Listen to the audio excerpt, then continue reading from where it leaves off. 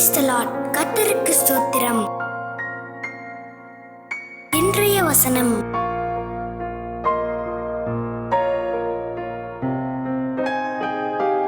சங்கீதம் 72:12 முதல் 14 வசனங்கள்.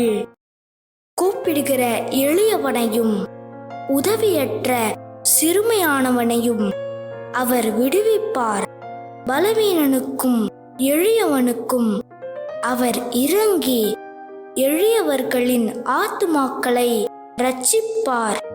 அவர்கள் ஆத்துமாக்களை வஞ்சகத்திற்கும் கொடுமைக்கும் தப்புவிப்பார். அவர்களுடைய இரத்தம் அவருடைய பார்வைக்கு அருமையாயிருக்கும்.